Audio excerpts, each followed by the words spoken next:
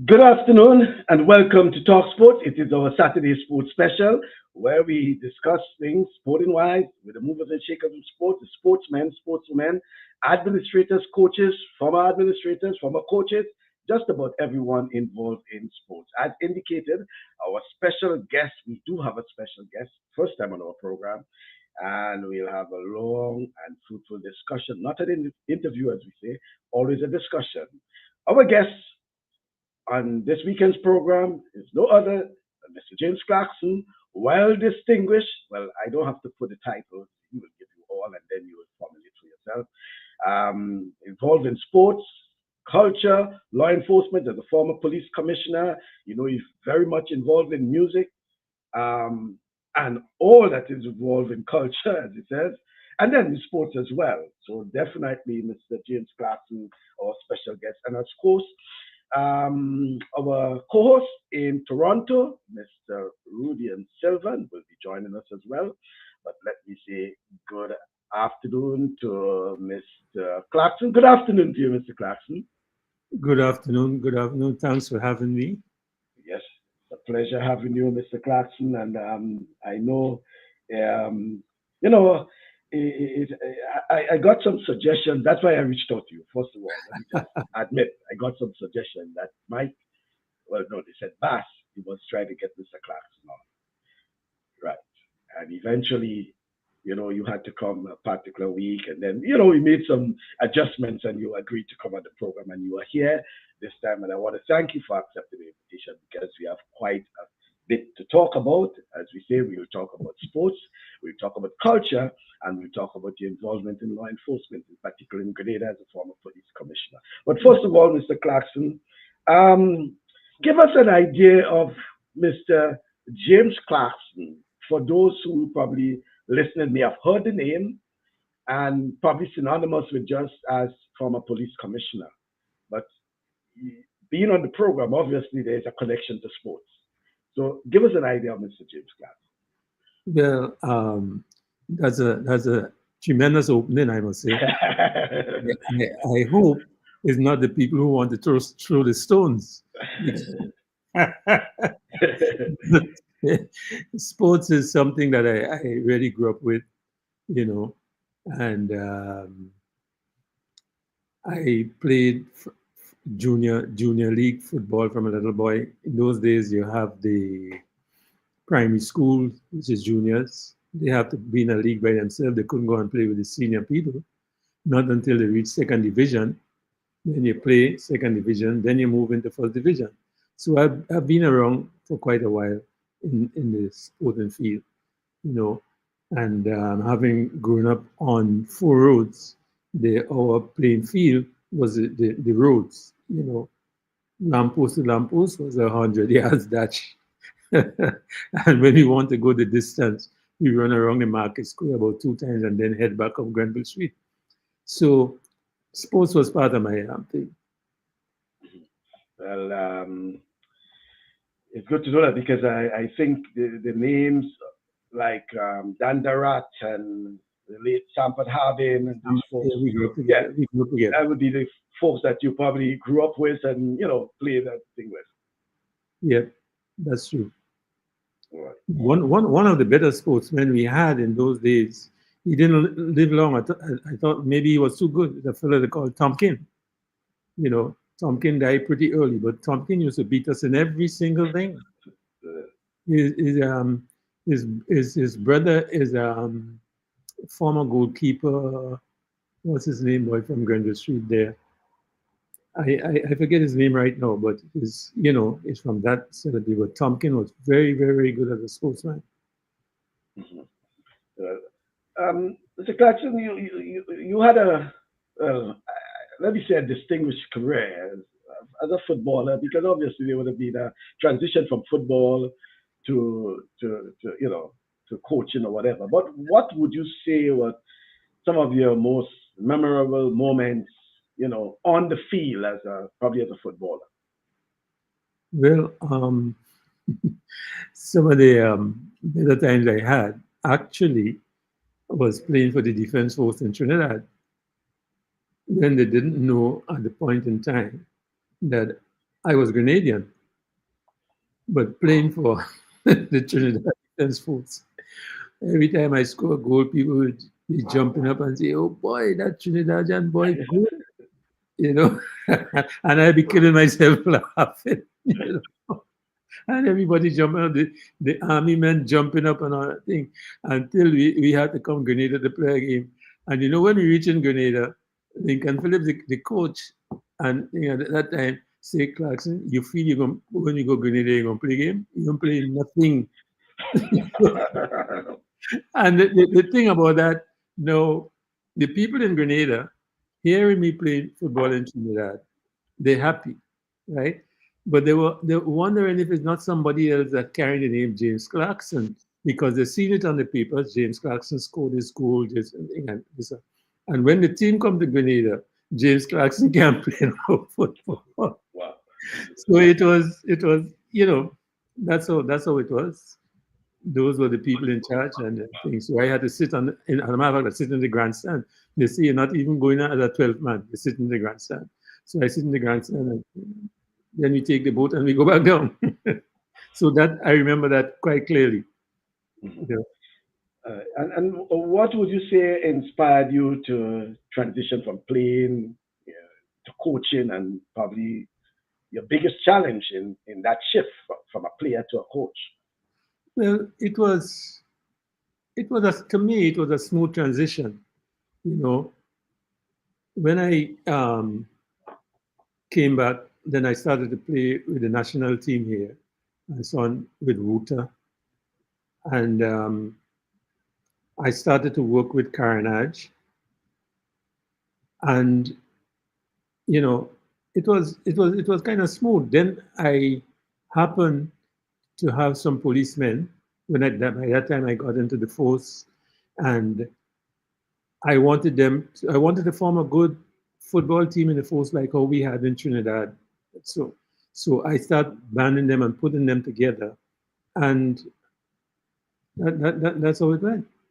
So the transition was not two things. People found it funny that I had some guys in the police. They were not policemen, but they were working with police, and they played football for police. I brought them in specifically for that, because that is how we had it in Trinidad. We had people working there. They were not soldiers, but they're working with the defense force so they could play.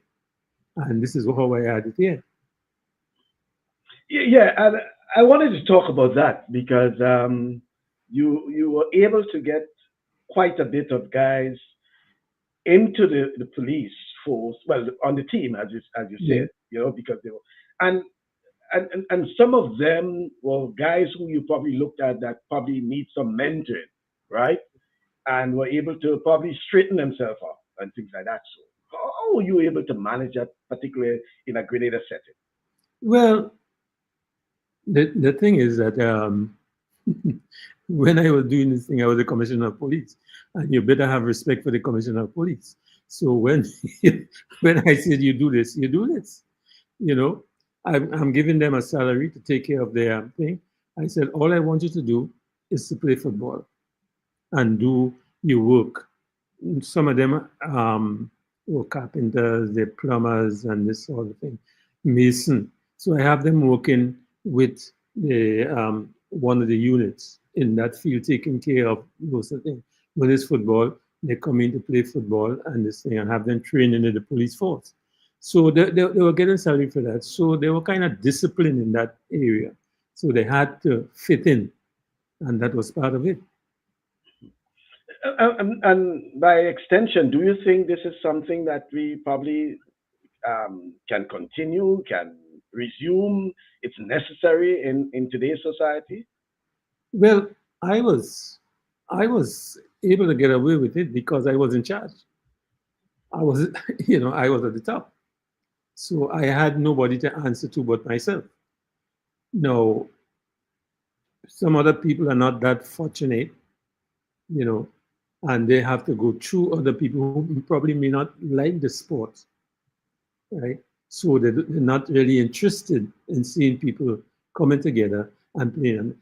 My whole thing was developing community relationship, whether it's the police, whether it's the national team, but we have a community relationship. And that was it. But being at the top helps you to do those things. Mhm. We'll come back a little more on some sporting items, but because that tied in what you just said, it tied in with a little on some, mentorship and youth development, and I want probably to ask you about how you see how important you see discipline and character development in shaping successful human beings, as probably that was the intention of your program and the Royal Grenada Police Force at the time. Yeah, well, discipline is basically everything in life. Anything you're doing, if you don't have the discipline to deal with it, you just wouldn't get through, right? You must discipline yourself at X, Y, Z time, you do that. At this time, you do this. And it have to be a continuous thing for you to see the results. And if you don't do that, you just wouldn't get anywhere. You always be on the outside looking in. But if you want to get on the inside, you have to develop that discipline to get there. And that is where it's all at. That's where everything is centered. Yeah, that's good to know. Let me see. Good, good afternoon to my co-host over in Toronto, Rudian. Rudian, good afternoon to you, and how things in Toronto, Rudian? Pleasant good evening to you, Mr. Clarkson. It certainly is a pleasure to have you on. If I see you walking in the street, I wouldn't know who you are, but I heard your name as a young man growing up. So certainly it's a pleasure to put a face to the name. And thank you for what you have done for Grenada at your time and at your post. Certainly the weather today, they say we are in spring, but it feels like winter. So, All right. so Yeah. sometimes, but we are getting the rain, which is the spring weather. So, All right. yeah, Thanks yeah. very much, But Rudian. I had a lot of those kind of weather coming into me because I grew up for a while in Canada too. You in Toronto, I guess. Yes. Yes, he's in Yeah, Toronto. mine was in Montreal. And I was working Okay. though It because was not Toronto. okay, Yes.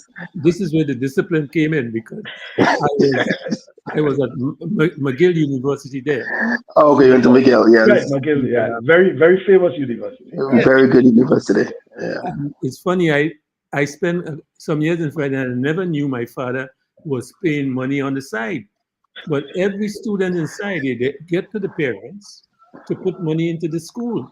Once I came home for some vacation once, and he showed me receipt that he sent. I said, "You paying money in school? I work in the coal and paying, you know, and you still have to put money." But so that's how they think. But that weather used to send me crazy, in Montreal there. So I could follow what you're saying. Yes, certainly. I'm just a tying in what you just said in terms of discipline. Certainly, it's something, the character that we all need to have. In every part, this is a sports, program. However, it's not only in line for sports, in line for everyday life. You have to have a discipline at home as well as outside, at the workplace, and even on the field, regardless of what sport you're playing. So certainly, that is a character that we all need to have. So certainly, it's and I think what you have instilled in the officers coming up, I think most of them who are still around probably still continue that discipline that they learned from you, and certainly that's a good thing. Thank you. Because this discipline is so important. You're seeing people on the football field, but if they are not disciplined Yes. to deal with what the coach is saying, look, yeah, because it's something you have to go over and over and over to push that in the head. But if they're not disciplined enough to take that in, the coach would not see anything that they're doing. This will be a losing team. Yeah. You understand? All right.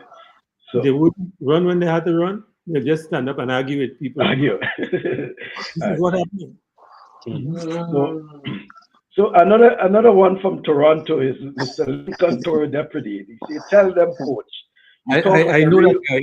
I know Yeah, him. we all know him. We know that short guy. You say you talk like a real Wolfman and a GBSS fella. I had to I had to pass both places to reach at my home. but GSS and it's home. So yeah, but it's interesting, Mr. Clarkson, that Toro is saying about a Wolfman, but you started off by saying about Malone, the the Maloney Street, Four Roads area, you know. yes, So make that distinction, whether it's Four Roads or the Wharf. neither. Wow. According to the thing, neither. The place that owned me is St. Paul's. That's where originally I'm from. Oh, St. St. Paul. Paul. And Okay. then I went, my father took me down to Four Roads. So I Uh, grew up in front, but I born in St. Paul's. okay. Well So then, Toro can't claim me. well then, He would like to. He right. would like to. But But then he's then, going to have a fight on his hand with St. Paul. right. You Here this know? other one. This one is from Ray Roberts now. He's saying Lincoln, the man is now living in the Great South. The Wharf, the Wharf. He says the Wharf will grow as a result of James now being a permanent resident in the Great South. It's funny that three-quarters of my family on the father's side is from Cali's. Oh, So that's not by that's Ray Roberts area, right? so you understand. So you see what I'm saying? I'm Grenadian, you know. So That's anybody it. can talk Yeah, to me. yeah. I'm Grenadian. well, they say that you are Aldong. You everything, everything. That is an interesting thing, because you talk about the wharf, you origin. Well, I mean, from Four Roads, you talk about being from St. Paul's, grew up in on the wharf, but now actually living in the South, the Great South, as Yeah, you say. yeah. You know, as we said at the start, we'll be looking at so many things in terms of sports, mentorship, um, the culture, law enforcement, which we'll come to in a while. But you were I would say, a steel band director, Mr. Clarkson, for many years. In fact, a great tribute to you, I think, about a year ago or so. You know, but how do you see the connection between sports and culture in shaping well-rounded individuals? Well, there's one word: discipline. If I wasn't disciplined, I could have never dealt with those things. You know, I had a good bunch of guys on the carnage that I saw them come together, and by putting, I came from the university then, and there was the first chap that gave me a fellow by the name of Linky. He saw me arranging for the Trinidad Defense Band, and he came to me and he said, "You're from Grenada?" I said, "Yeah." And then he tell me about Angel Harps, and he tell me, anytime you come in Grenada, I must come check them out. But the point I'm making here,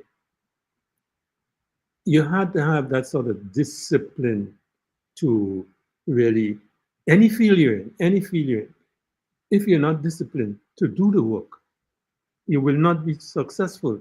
A lot of people want success before the work. It don't happen like that. You have to do the work to get the success. So discipline is the key to all of this. Mhm.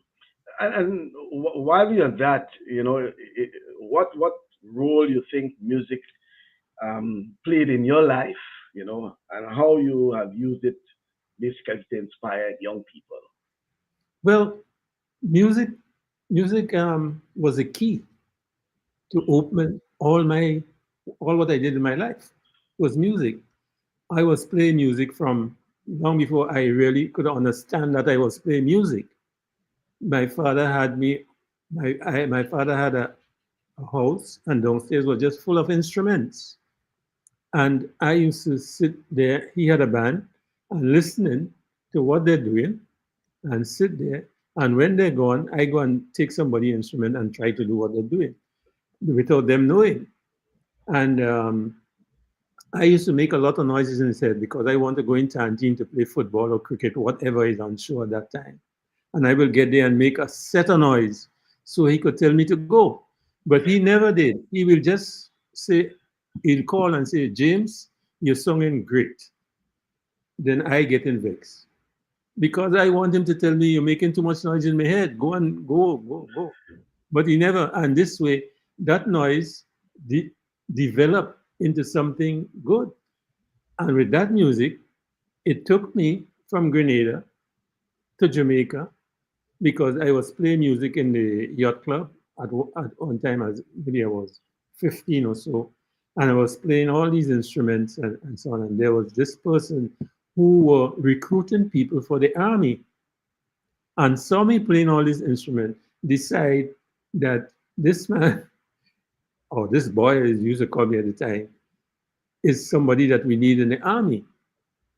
And I was going to GBSS at the time, and he said, would you like to go to the army? I said, what army are you talking about? He said, Western Regiment. I said, I don't know about that. He said, but if you want to go, I'll be back here next year. And if you still want to go, you let me know. And that took me there. And while playing in the army, the music took me to Trinidad. When the army finished in Jamaica, when Dr. Williams say 1 from 10 leaves 0. Yeah. And he finished with that. So they say, all right, the Trinidadians have to go back to Trinidad, and the people from the islands could either stay in Jamaica, go to Trinidad, or go to England, right, or leave. So I decided I go in Trinidad because in those days it was about $33 for a plane flight from Trinidad to Grenada.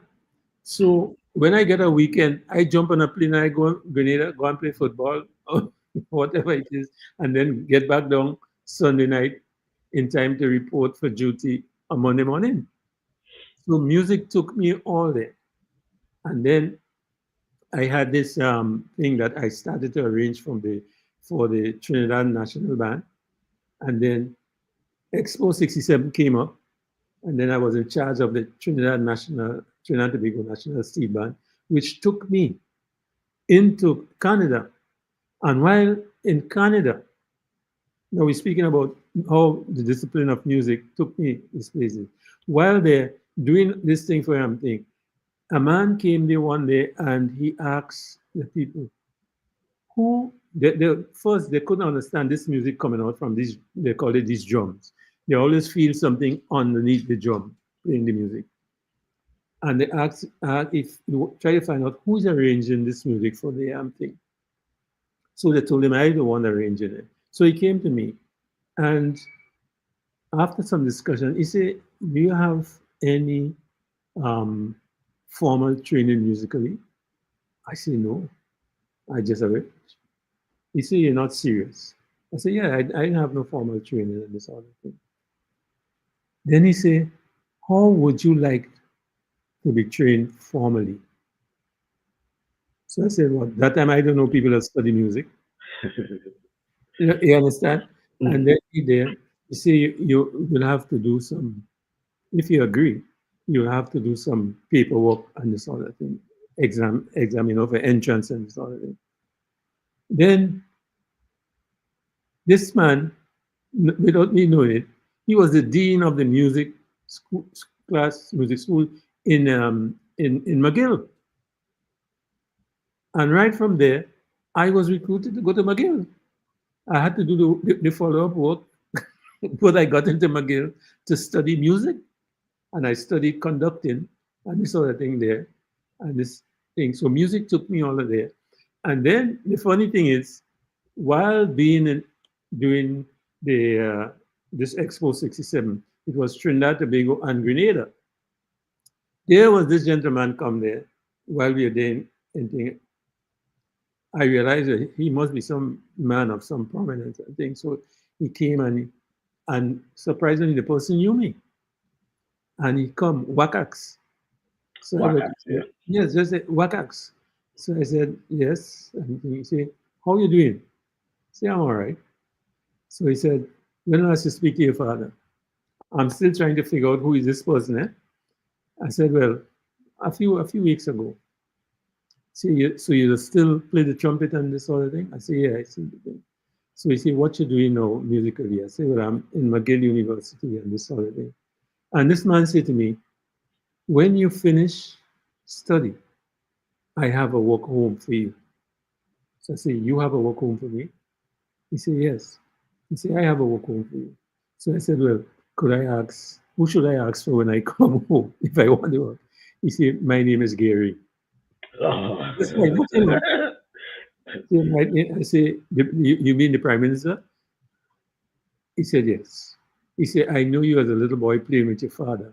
So it's good seeing you now. But when you finish, I have a walk home for you. And I still have that letter today that he wrote me while I was in the game, telling me that as I finish, he has a work home for me. And so music took me all over the place. But so Clarkson, I mean, it's so interesting hearing all of that. But my question to you now is how you were able to manage. And by the way, we have a couple of comments that's coming in there, and very interesting comments. I'll get to it in a moment. But how you were able to manage all these things, the music, the sports, I mean, it seemed as if it was so much overwhelming. And when you look back at the folks like the Harbin, yourself, the late Dandarat, and quite a, few guys, you folks were able to do all these, blend it with academics, and it's as if it's normal, Yeah, right? it's Right, true. normal. It was normal. It was normal. So my question is how you folks were able to do that? Just like The discipline? in those days, things were like seasonal, right? From, let's say, this month to X month down the road, that's football season. From that month to that month, that's cricket season. From that month to that month, and we program ourselves that way, that we play this at this time, we work this at this time, and it just come like the discipline in doing all these things. And mind you, all of us were at a certain level in the sports, and the thing is, music helped me to arrange, surprisingly, the police force. That might sound way out, but it helped me in organizing the different levels of the police, the different departments, and bring them together as one. How? From How? my studies Mhm. in music, because in university you have to study orchestration. Okay. You have to study people like Mozart, Beethoven, how they put these things to work together. And when I was hit with this thing in the police force, I said, well, how the hell I'm going to get, let's say, the traffic, the CID, this unit, that unit working together as one. I sit down and I said, well, okay, this is how I arrange music, put things together. So let me look at it that way. And I look at it that way. And I just bring it together and start working the force just like that, organize the force just like that. Because the force was not organized in that way because you have this. Maybe I'm out of sync now. I want to get into that thing, that area. But let's just say that I use music to organize the force. Right. All right. Let me get some comments, and some of them came in a bit earlier. Toro was saying that Clarkson only spent time in those other places. He played for Sporting Club. I guess that's the name of Carla. it. Yeah, yeah, Carla. He and Lele, Lavaman father, were the two youngest Sporting Club footballers, right? We'll come back to that in a moment. George Goti Robinson saying, thanks, James. Tell them where your neighbor string born. Oh gosh, I guess as much as St. Paul. That's St. Paul. Yeah, he's boasting about St. Paul. And Peter Bishop is saying, hello to my former boss, James Clarkson. Peter Bishop himself, a former police officer, and when he got notice that you would be on the program, he said, that's a must listen, Michael. Good guess. Good guess. It's a must listen. And here is Chenny Joseph. He says, Good afternoon, Coach Clarkson. Great to see you here and best wishes for many more years to come. I guess Chenny name will come up in a while, Mr. Clarkson. You'll have to tell us Yes, more yes. about that, right? Yes. Because you would have coached Chenny as well, right? He So played we at hear, that. yeah, He played in that that, fam- disastrous game in that Barbados. famous game we'll have to speak about. He didn't know which goal to score. Yeah.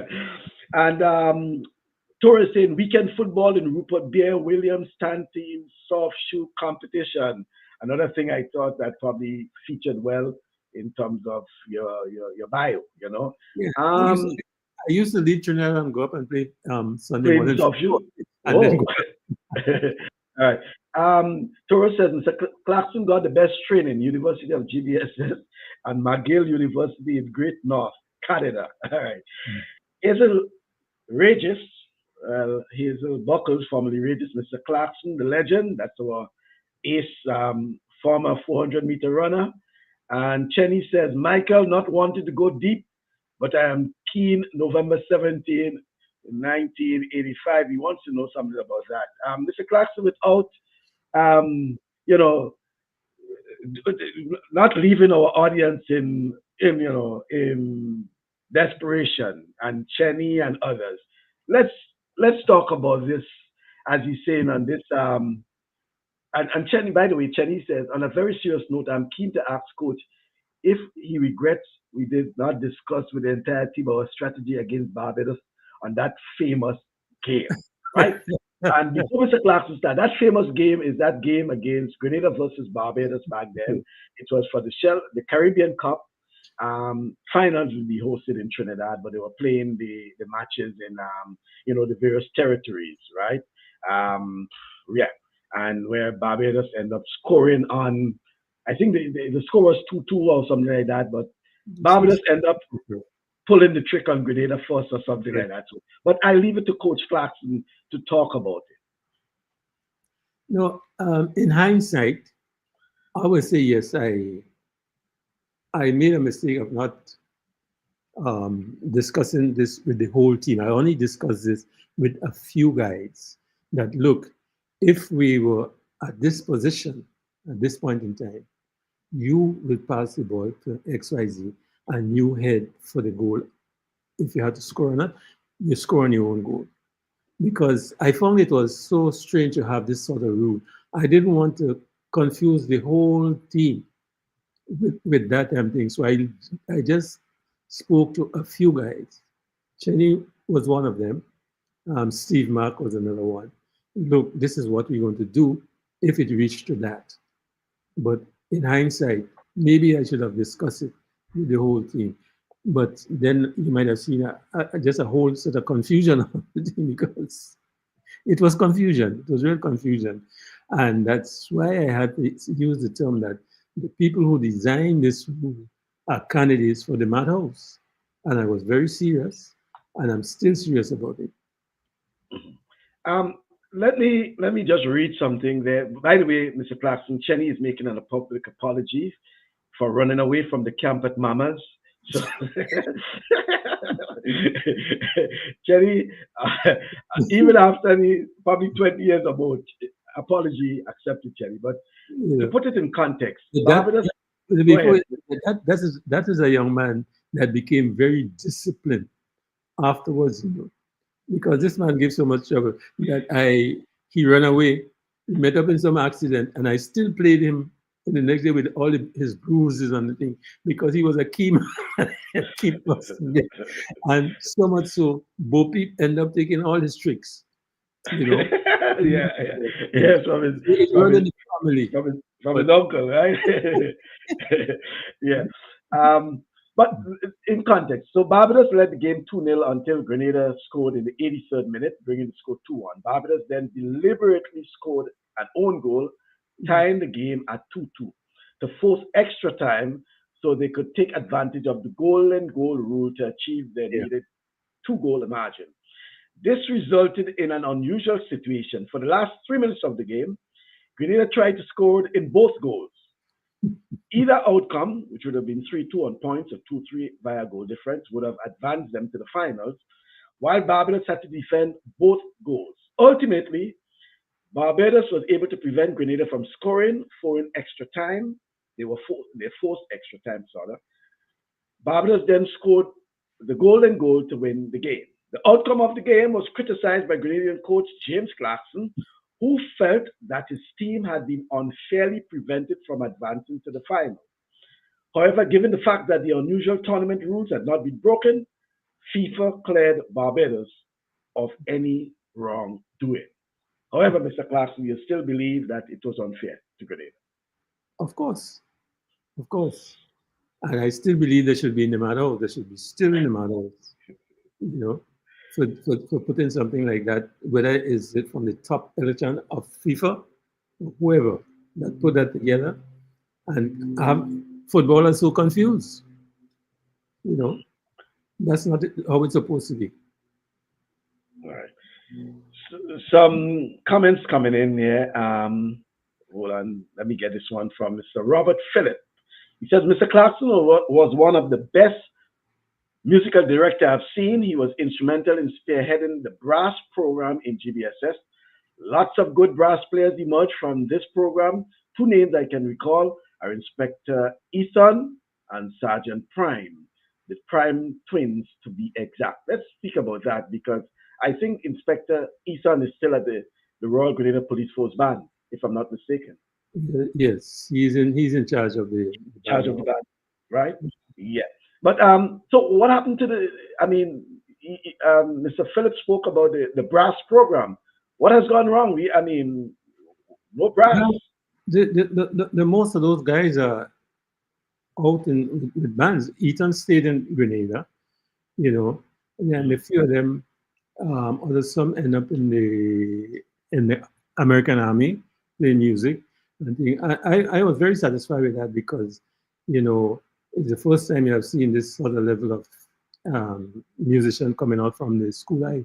I did it as a full-time thing, teaching them the music with that in mind, just to supplement the police band. And it was people from GBSS, GSS. Um, I go from school to school, you know, like a windmill, teaching them music, you know. But it came out very good. They did well for themselves, and I'm very proud of Ethan. Okay. Jason Skeet says, thank you, Michael and Rudy, for having this living legend on your show. A national hero, a national treasure.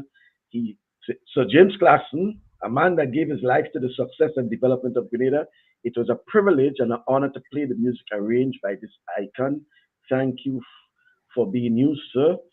And Chenny says, Mike, Grenada will never be able to clone such an individual. Coach Clarkson is one of a kind, genius, and an individual I respect for life. He was an orator, educator, and mentor to many of us still alive today. He says, I could never forget our rehearsal for Panorama, and coach will have us rehearse by sections playing the entire tune. That is something I heard about Mr. Clarkson, about rehearsing by sections, right, to play the entire tune. How you were able to do something like that? Well, you see, this was something new to the the bands because they didn't used to do that, you know.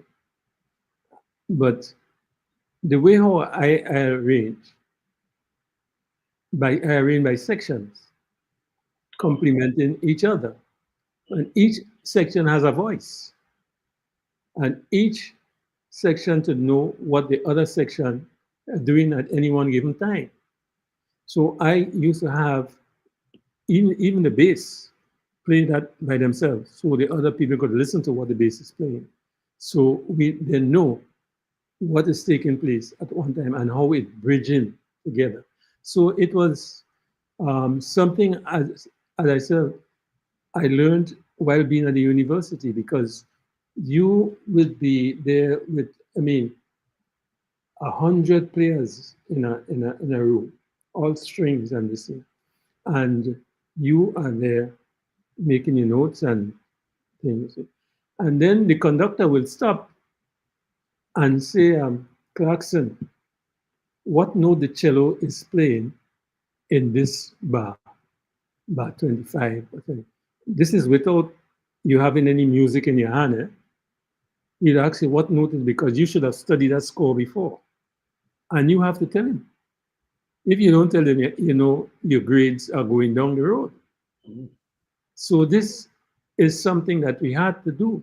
We stopped that whole orchestra of over 100 people and asked the student, whichever student you choose out, what is the first violin doing in bar 96? You had to have that registered, because before this session, you would be home with the record of the tune, the symphony or whatever it is, and you be playing that off the thing there, and you have to, as I as a conductor, I have to be conducting this thing in my little room.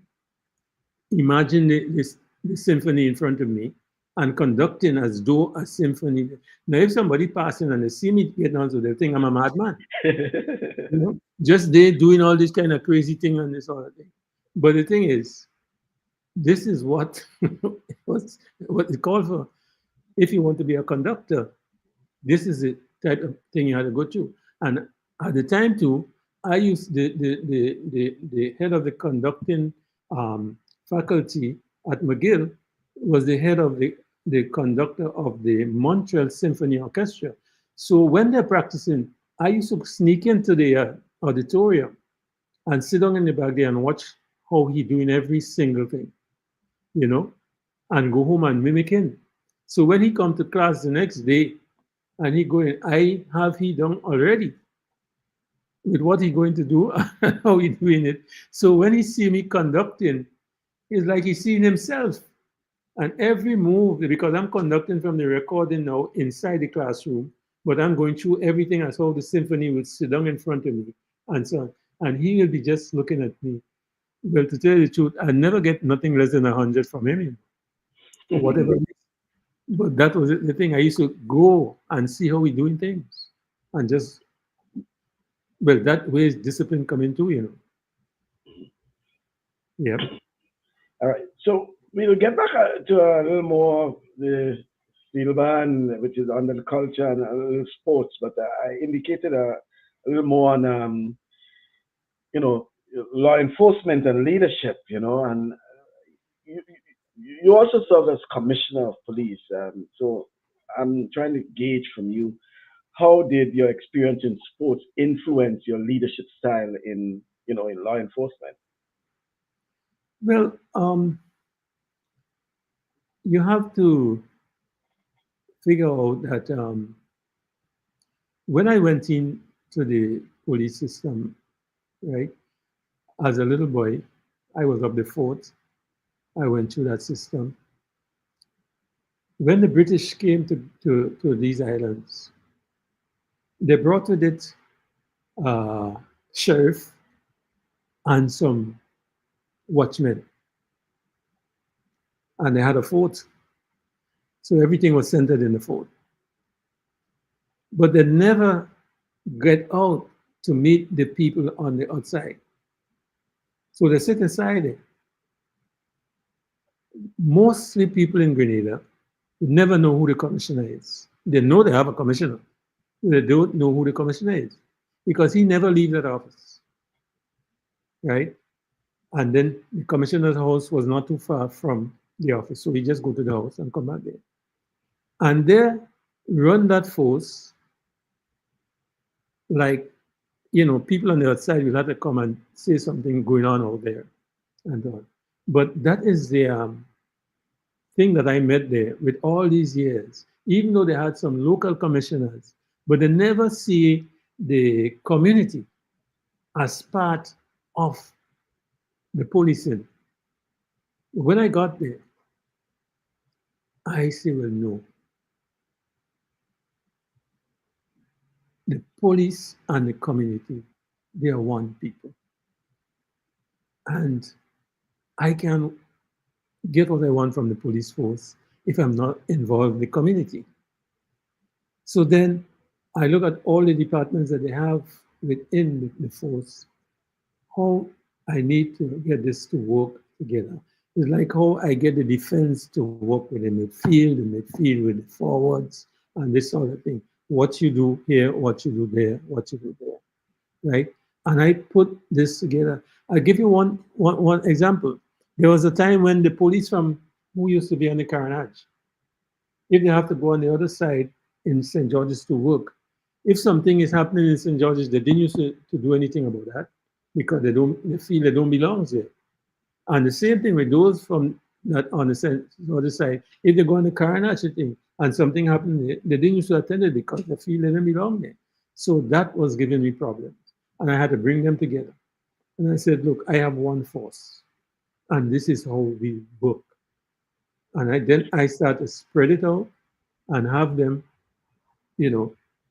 think. Then what I did after a while is like I went to Brazil on a seminar, and while I was there, I got a phone call from a man in Grenville.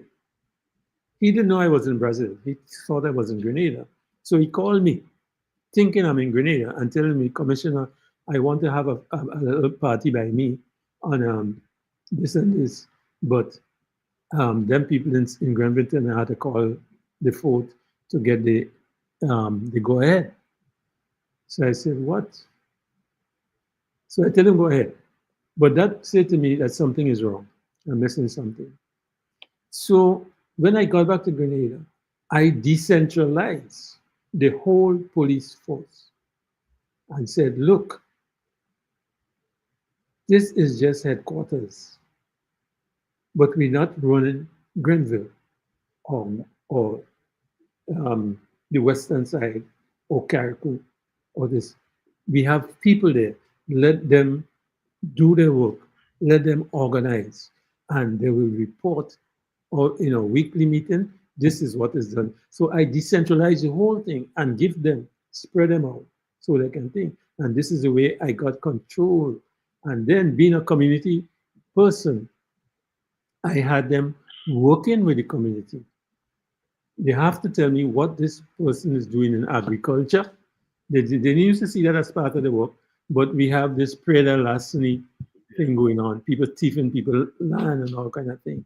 So I said, no, you work with the farmers. You work with this thing.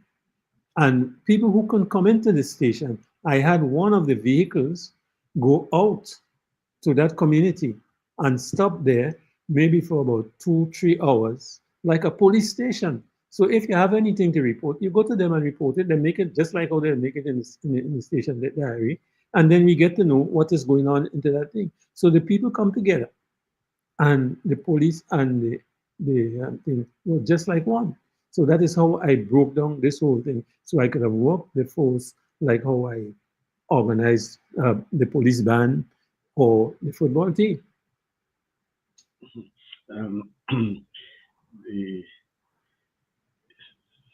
Lincoln said Mr. Clarkson also pioneered a concert of steel and brass, a joint concert involving angel harps and the Royal Grenada Police Force Band. There almost was a mishap. The police band was playing in one key and harps was playing in another. The panmen, as real pros, quickly changed key.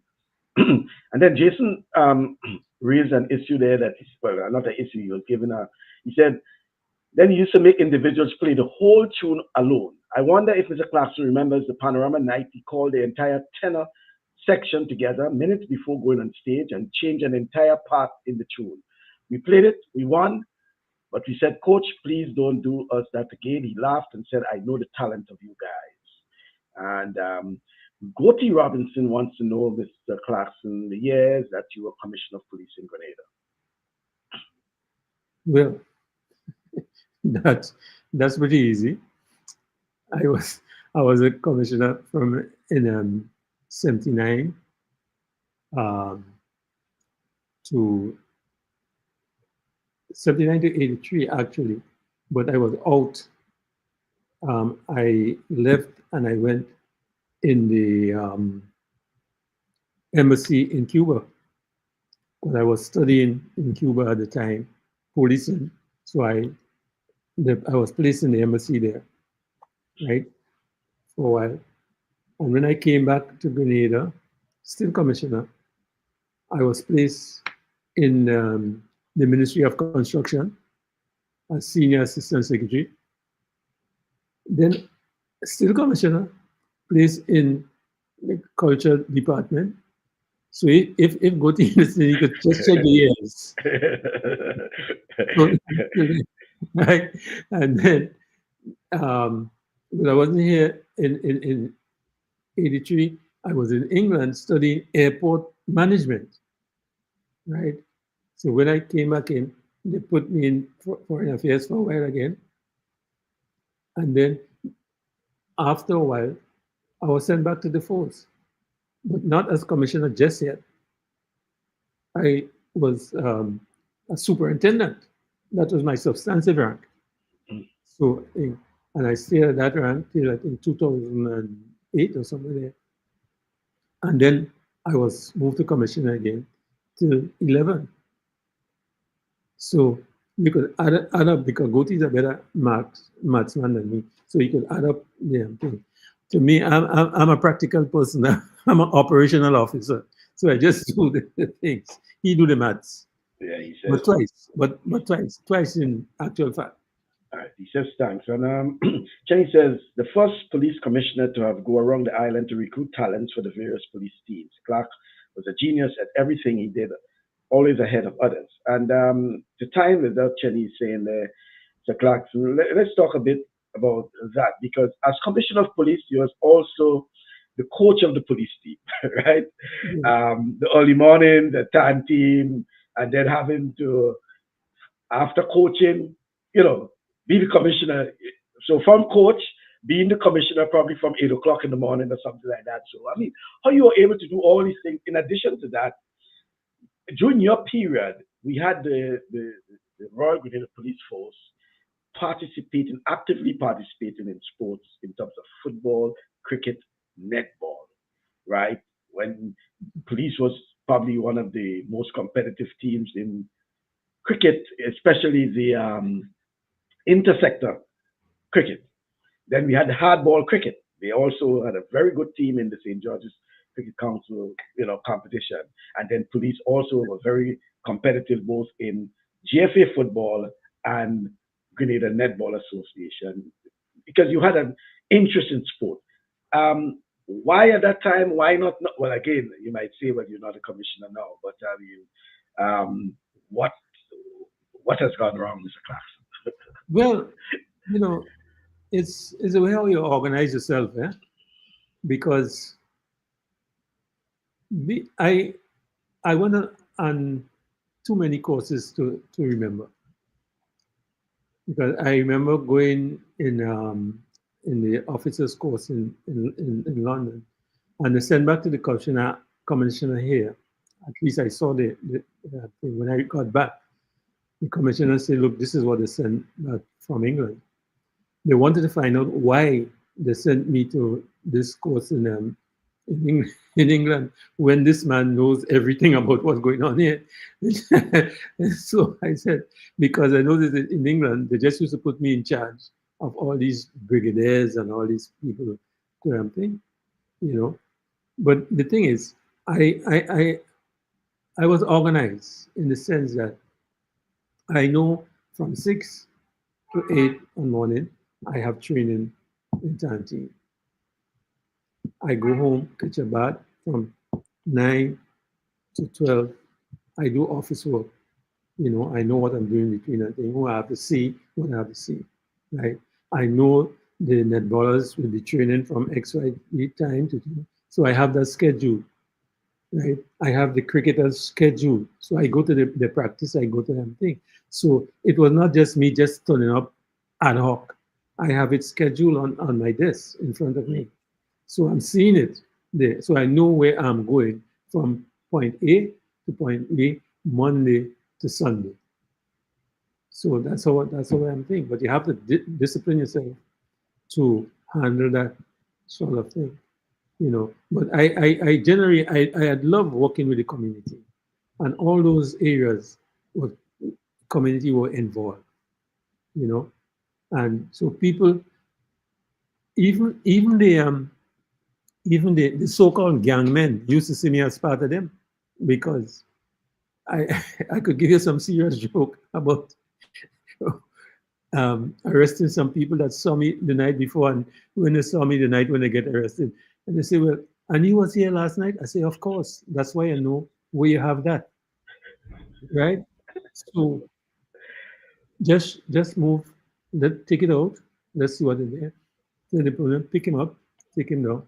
He said, "But you were here last night." I said, "Yes, I was here, and you saw me, and you gave me this last night, and isn't this is what you gave me last night? So now I want the balance." So we just this is how it Well, is. it's interesting you mentioned that because I know. Let me give one other joke in it. When I in the headquarters, they tell me that look, they have these people gambling in in Grenville like every night.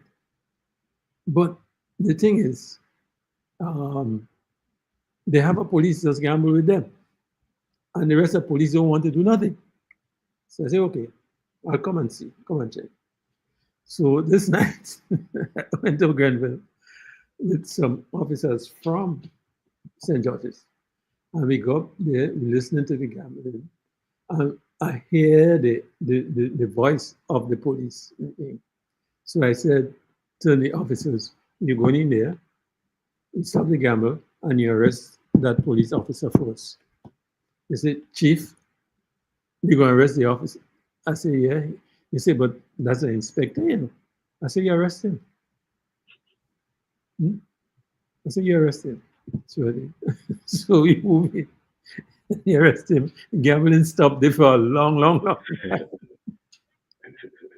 The poor officer got arrested, but I moved him out from Grenville.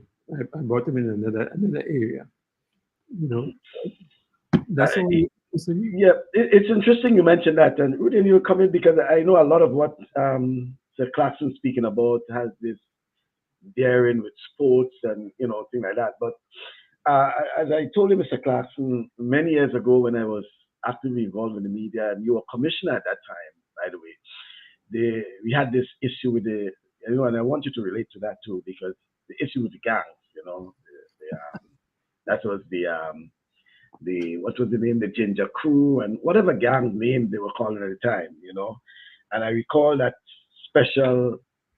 famous interview, I would say, when they asked the question about, worried about the gangs and what, and you said, hey, hold on. There's one gang in Grenada. That gang is called the Royal Grenada Police Force. Any other gang by whatever name is illegal, and we will dismantle it. I think that was the turning point for gangs. Well, the demise of gangs in Grenada. And I always remember my friend, the late Levi Benoit, who was a cameraman, was telling me when we were leaving after, he said, "Mike, Mr. Clarkson, I'm joking, and he's serious about that. And he will do it." Always remember that. But that particular period, Mr. Clarkson, about the gangs and, people were living in fear and all these sort of things. Talk about that. That's the thing is, you have to always speak to the people what you're going to do. I wasn't afraid to speak to them on what I'm going to do. You understand? And when you're speaking about gangs, and I said, wait, if these guys have too little weapons, wherever they get it from, and they call themselves a gang, we have legitimate weapons here, big weapons and all kind of thing. So then we are gang too.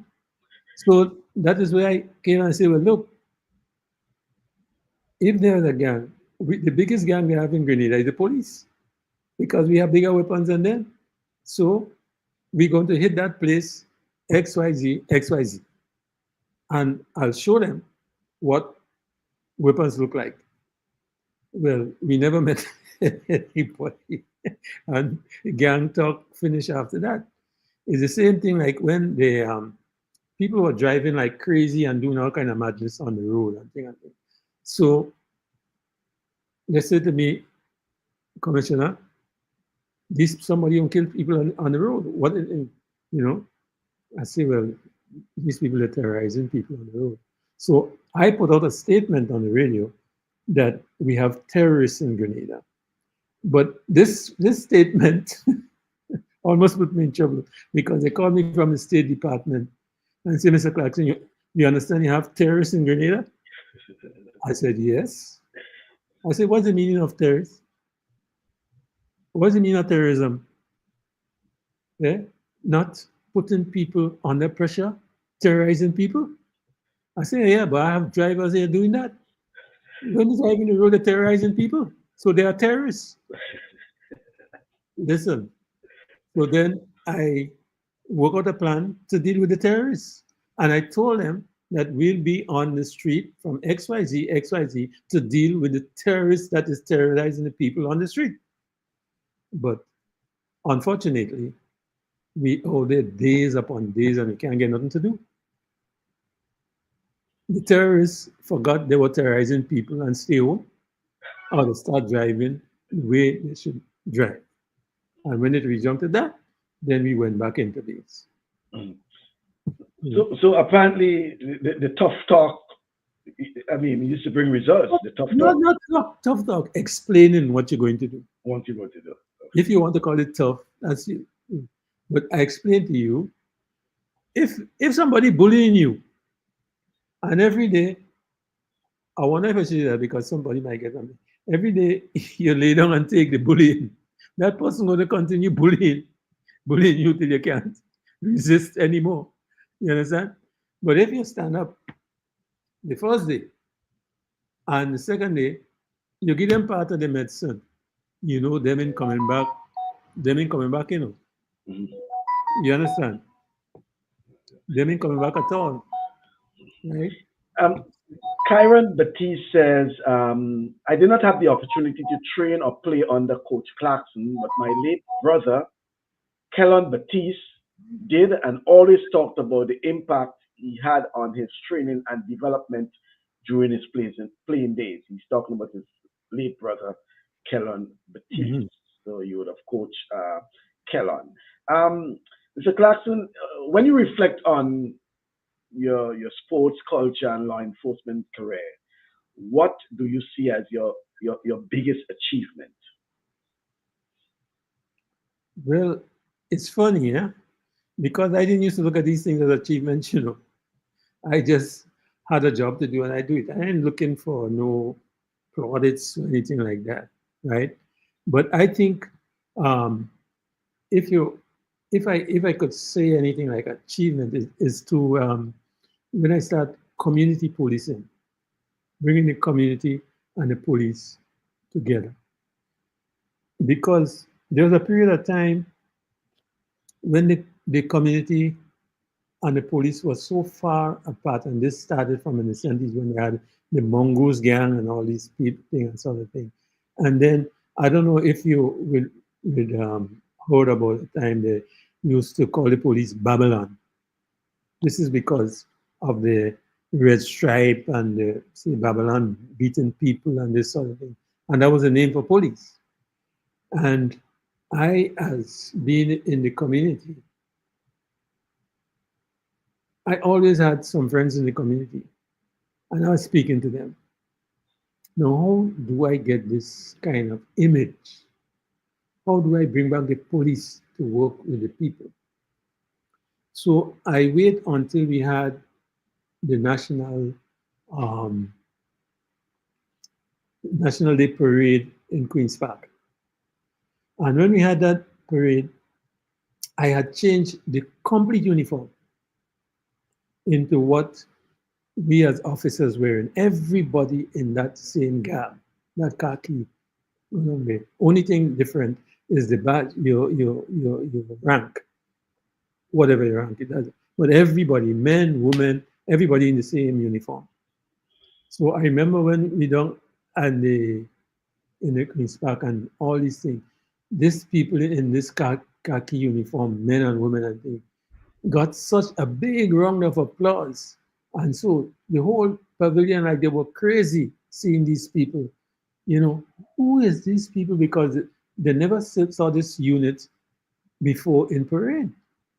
So I remember the Prime Minister turning to me and said, well, Kraki, who is those people there? No. He said, Kraki, the police are not on parade today. I said, yeah, they're there. He said, but I'm not seeing them. I said, look at them, that the third unit down.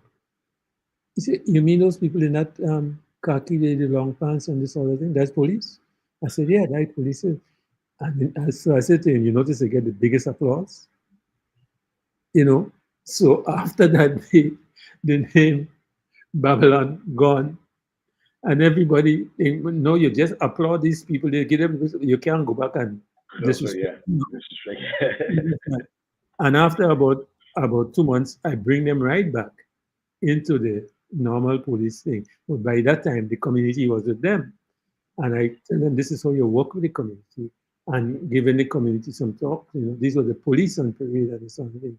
And they didn't think. So that was a big, for me, that was one of the biggest achievements in terms of bringing the community and the police together. The police. Lincoln is asking, in your era in GFN as a national football player, who would you say was the toughest opponent on the field for you and the best two players in your estimation? Was the toughest opponent for me? Yeah, toughest opponent on the field for you and the best two players in your estimation. Well, look, I played with a couple of people, and I think one of the, surprisingly, one of the toughest one that I had to play with, because I played really in the forward line, right? And I think one of the toughest person that I ever come to was Paul Roberts. Because sometimes when I think I score on Paul Roberts, next time I see he had the ball in his hand.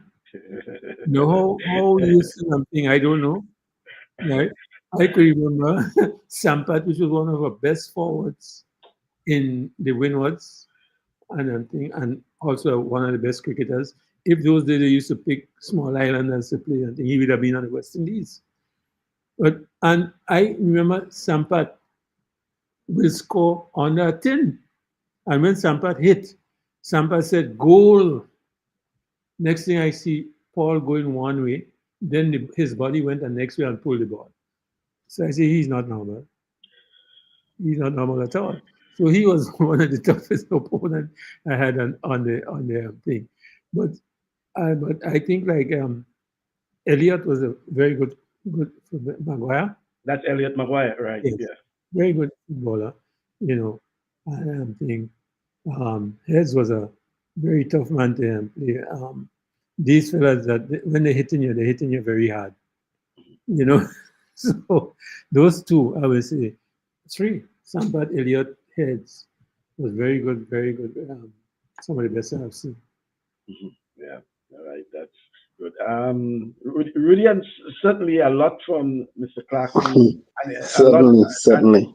And from when you last spoke in terms of the discipline and all of these things, how much it plays an important, part in developing young minds, developing him as a player, a coach, a mentor, everything like that. No, most definitely, and I'd say certainly I would have done good without even speaking. So just education for me, listening to you, sir, and your accomplishment is beyond anything that we could ever ask for.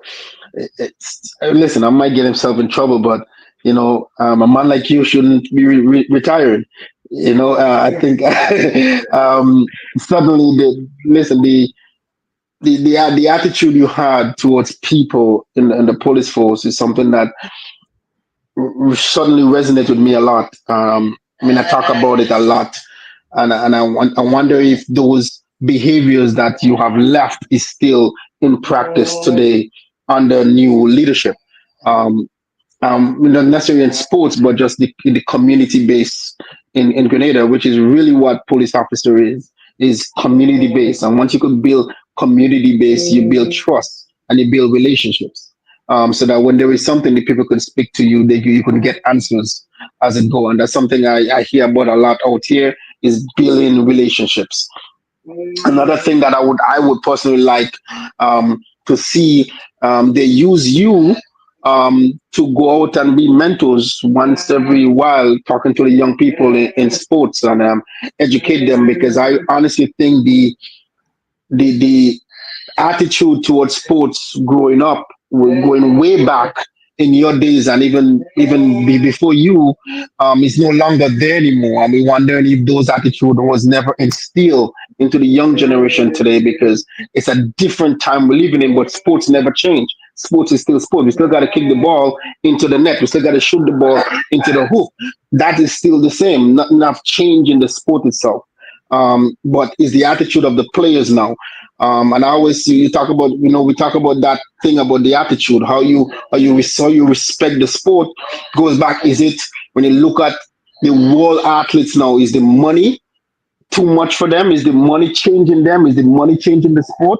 That they get the money, so they don't care if they play or if they don't play. I mean, I hear a lot of people say, "Well, I can take $1 million and sit on the bench."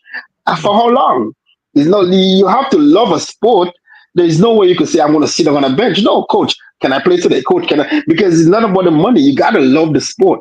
So those who speak about, yes, I can sit on a bench, do you really love the sport? Do you really have the character of the sport to go out there and say, listen, I can't do it anymore? So certainly that's how I really love to see them use you to, even in schools, just go to one or two schools and go back to your school, GBSS, and talk to the boys, and it's just like just something I would like to see them use you, because the character that you still have today can make a change in Grenada, not only in sports but also in the police force. Yes, I know just a few years you left, but there are still new officers coming in that can, certainly learn something from you by mentoring them or having a speech or something like that. So certainly, thank you. Like I said, I could have just listened.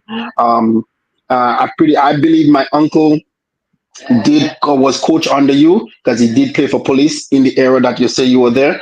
So certainly, and I've seen what the style of when police was playing, and there was a force to reckon with, because they come up and they play Nutsters and they play Eagles. So I was there during my young days, and I'm watching police play, and you guys wasn't easy to play. You guys was very tough to play with, and the the accolades that police had in sports, it goes beyond anything we could really talk about, right? So certainly, like I said, that legacy and that foundation that you left, certainly can still continue making change today.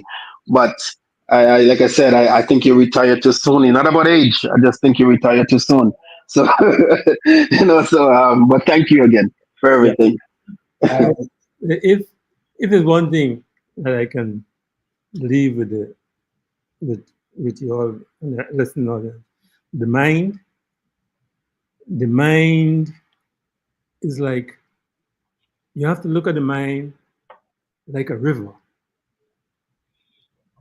If a river is going down this way and is coming to your house, then if you don't want it to come to the house, you block it off and the water travels that way and it saves the house. So the mind is like a river. If you don't challenge your mind and you don't train your mind to accept certain things, then you will grow and die with that mind just doing what it wants. But when you train your mind to accept certain things, it stays with you. Because when you reach to that point, the mind, something in there will tell you, at this point, you have to do this. If you don't do that, then your brains will just flow, because that is what happens. If you don't train it how you want it to go, how you want to go, if you don't train that thing of coming up. For instance, if you go out and you don't train yourself, train that mind to go back home for, let's say, 7 o'clock, you will find yourself coming back home at any time, maybe drunk, maybe disorderly. But if you train your mind, look, I have to get home at 7. When from the time 5, 6 reach, something there, the bell starts ringing, you have to be home at 7. That is how you train your mind and you go through life that way. Whatever discipline you have, if you don't train the mind to accept that discipline, if people don't train the young ones, it have a saying that you train babies from the time they're sleeping. You teach them at night. You say things to them. Sometimes you hear them repeat something and say, where did they get that from? What you tell them in their sleep at night, they get that. That goes to the mind. So the mind, you have to train the mind, and that mind will bring you where you want to go. I have traveled that road. I have met up with a lot of difficulties, but I know I had to come back. I trained that mind to bring me back. I know I look and see when something is getting out of hand. And I tell myself, no, I'm not to be here at this time. Let me get out of here. Without that discipline, without that training, I might not have been here to speak with you all today. And thanks for having me again. All right. Well, some comments. Tour is reminiscent on Dauntless versus Atoms was always a thriller, and I assume Mr. Clarkson will certainly be able to relate to that. And he was Rudy, and he was correcting you. He says GBS is not a school like McDonald College, Rudy. GBS is a university. And then um, Adrian Francis is saying Clarky is considered as Confucius as he passed on to others what he learned. I'm saying this to say that he trained David Peck Edwards to be the late David Peck Edwards, I should say, to be an ace arranger. He says Peck won Clarky on many occasions, re Panorama, right? He's saying to you, he's not a selfish man. The maestro has lots to offer to Grenadian cultural landscape. And Toro says, on pan music, how does Mr. Clarkson compare the penmanship and playing skills of today's young people to those of the 50s and those of 50 and 60 years ago? And there's another comment. So there are two I want you to respond to. That's one about the pan, Mr. Clarkson. How do you compare the penmanship and playing skills of today's young people to those of 50 and 60 years ago? And then there's another one from Hayden Depredine. He would like you to explain how you got to turn Carnage United around and win your first Premier League title. Well, I come back to the same thing. You know, you watch the guys that you want to train, and you train them in a particular way to get an objective, to reach an objective. But before I go into that, I would like to say that on the late Peck Edwards was like a little brother to me, you know, and he was somebody that always took correction from me, and I will always tell him, well, look, don't do this. This is how you do that. He always seek me out. You know, I've never saw him as a competitor or anything like that. I saw him as a little brother because we went way back, even before he was born. We went back, and we grew up like that. When I get to meet him, maybe 30 years after he was born, I said, you know, we were in the Ministry of Culture, and we were speaking some things, and we giving jokes and things. And I giving joke about this man that I know that end up with this little boy. And when Peck stop there and he sit down and he looking at me. And when I finish, when we go for lunch now, he come over to me and he say, Mr. Clarkson, that man you're speaking about there is my father, you know. I say, your father? I say, you is the little boy that he used to speak to me about? You? He said, yes. And we got so close.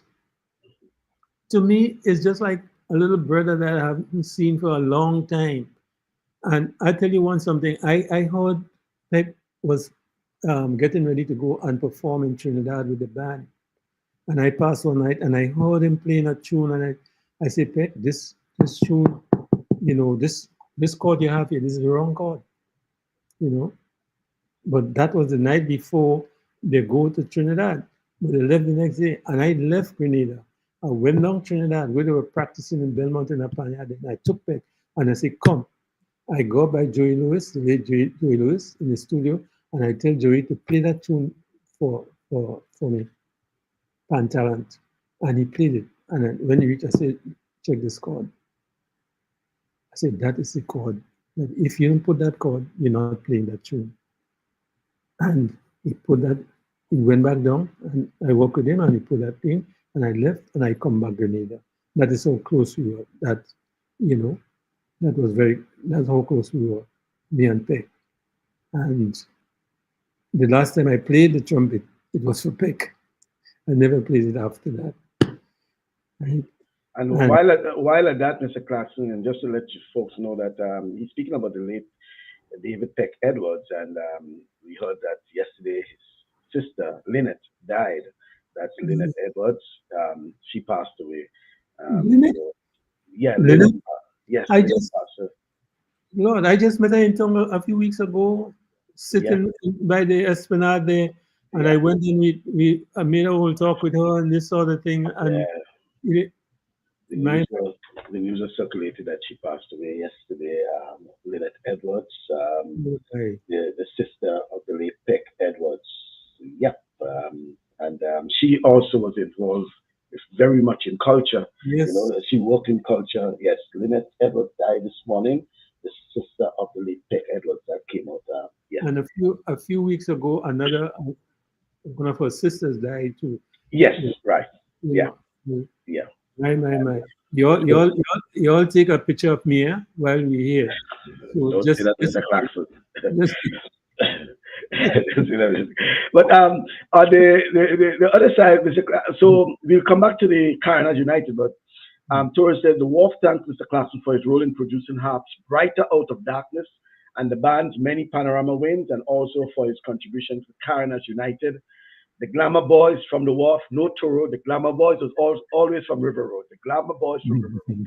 And championship victories in the GFA, including the 1986 knockout. So let's get back to that that question that came in for you about would you like to explain how you got to turn around Cardinals United and win your first Premier League title? Oh, well, as I said, just being there with them, and explaining to them just little details, because they all could play football. But I brought in Keith Fletcher. I brought in another guy, Bowler. Bowler came in from England. He's from Grenville way up there, but he was going GBSS, and I brought in thing. So I just bring in a few things to mix with them. Then I had cello thing, and we had some good players in Carnage, and just organizing them. And this is what we need to do when we get out there, explaining to them the best way I can, right? And they were disciplined to do what I'm doing, because I may be there with them. And I used to train them in some of the conditions that they expect in them thing, which they used to do before. Sometimes outside is wet, water all over the place. And I will get them to put a ball down in the water and kick it from there. And I show them how to get it out of the water. And this is things that when they get on a field now and rain coming and things like this, it was nothing to them, because they train in those things. I could remember training them that way, and people staying by the panels and saying, well, what I'm doing outside what are you doing training them people in the mud? But these are the conditions they're going to meet on the field, right? So this way, have them organized, not coming to practice vai, but doing the same thing every day they come to training. I go through the same sort of sequence, So when this is the position you find yourself on the field, and you do this to get out. You as defense, you do this to get out. You as midfield, forwards, this is the way you handle yourself. Now, this man will be inside here. We need to get it to him. And he will, if he can't hit the goal, then he passes, and that's the way I did it. And this is how we won the championship. Chenny is saying, Toro, and that might be a correction. He says, I could never forget the Moccasin final, Glamour Boys, which is Queen's Park Rangers, versus Carnage, the biggest crowd to a local final. The Glamour Boys versus Carnage, Moccasin final back then. Let, let Jenny tell you who won it. So if you ask that question to Chelly, I probably know the answer already. um, so, Mr. Clarkson, getting to wrap up now, I want to find out from you what would it be, or what would it be for if you have to give one piece of advice to aspiring leaders, whether in sports, whether in music, or whether in public service, with the law enforcement, culture, whether it's pan, whatever it is, or even sports. And if you have to give one piece of advice to aspiring leaders, what that advice? I gave you the advice already. Maybe you didn't understand the way how I was feeling it. Probably But to reiterate. I drop it right on you, by training the brain like a river. Train that brain. You understand? Let me tell you something. Now, some people are placed in certain areas and they're vexed with the person who placed them there. At a point in time, I was placed in one of the ministries with a desk in an office. And I was alone in that thing. Not a file used to come to me. After the first couple of days, I said, well, look, this look like how things is going to be. Do you know that I said, okay, I'm getting paid, so I'm going to make the most of this. I stopped there and I took a course in forensic science. And when they did ready for me to go back, I went back out with a forensic science diploma. I could have done fingerprinting, um, bullets, weapon tracing. As a matter of fact, I don't think they have anybody else now doing it in the force. Any weapons that I used to trace it back to the thing, get it to the America, and let them know, well, this came from this people, and this is what it ended up in here. So I don't waste the time. Just utilize the time that you have to further yourself. You could always advance in anything that you want to do. Use the brain, train the brain. Don't let that bother you, because they might think they're doing you a bad, but it's a good. All right. Before I ask you the final one, Chenny is saying 1988, we gave it to them. We gave it to them. And Goti is saying, I was fortunate as a young adult to have great mentors, but James Clarkson and deceased Evelyn Bullen. That's the late Bullen who died in '83, right, Brad? Yeah. Stand out who taught and treated me as an adult in sports culture and community development. He says, they helped me in being who am I proud to be today. And Toro says, we still have a fight to bust with Rangers for blocking Carnage from going straight to the first division in 1976. They encouraged GFA to put Carnage in second division, where we murdered teams 12-0 and 20-0. And Mr. Clarkson, what's next for Mr. James Clarkson? Any new things on the horizon? Memoirs? What next for Mr. Clarkson? That's the question I'm putting to you. The next thing for me is getting ready to celebrate my mother 100th year. That's the next big thing for me. So when I head up to Madagascar, I'll be, just looking at, she looks at me and she say, how are you again? Who is you again? I said, James. I said, James, will I want to go home? I said, well, you're at home. I said, no. I'm not seeing my mother. I said, okay, one day you'll see her. But in the next couple of weeks, hopefully, we're going to ring a bell. A 1 with 2 zeros on it. Wow. So that is my big thing coming next. Wow. I'm really looking forward to that. Congratulations to Mama Clarkson. That's really Yes, great. yes. Says Mem, the next thing for Clarky should be a concert with its chosen musicians at the National Stadium. I know a lot of people don't want to see me retire, but I always believe that you reach to a certain stage where another certain generation comes and you expect them to do better than you. You bring them to a certain area, they have to take it from there and push it to the level. This is the no. What they have to understand is that the pan men of years gone by, the pans were tuned differently.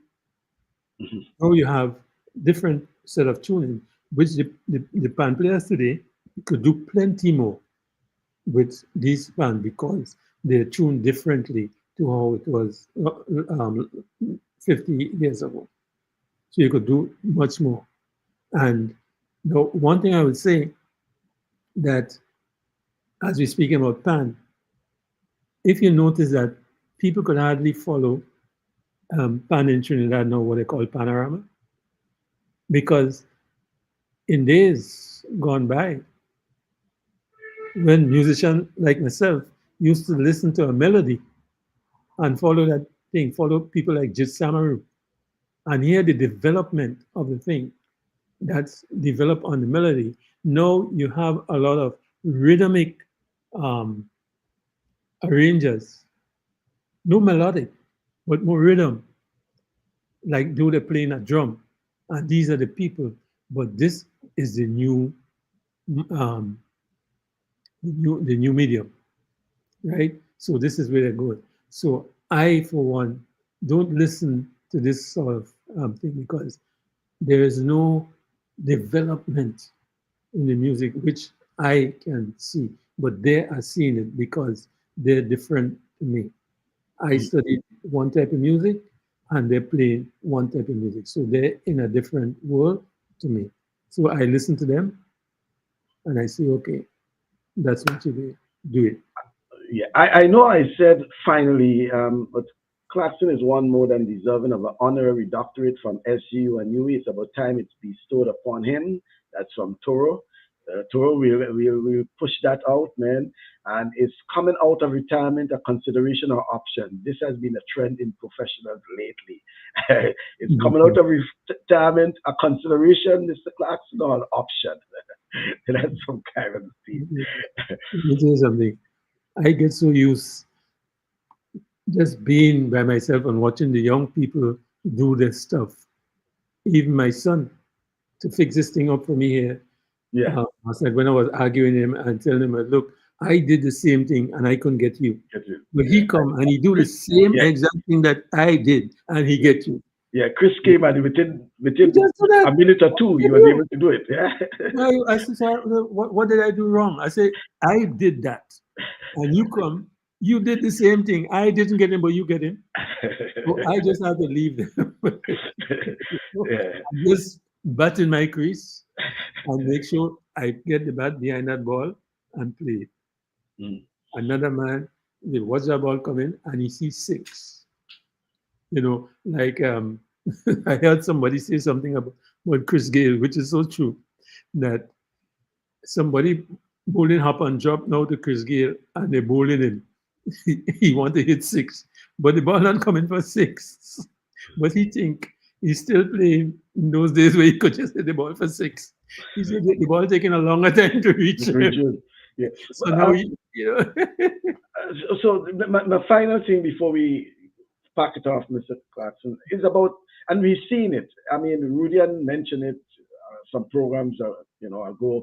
But we've seen, for example, let's look at PAN, for example. So many young people are involved in the PAN movement, particularly in Grenada, right?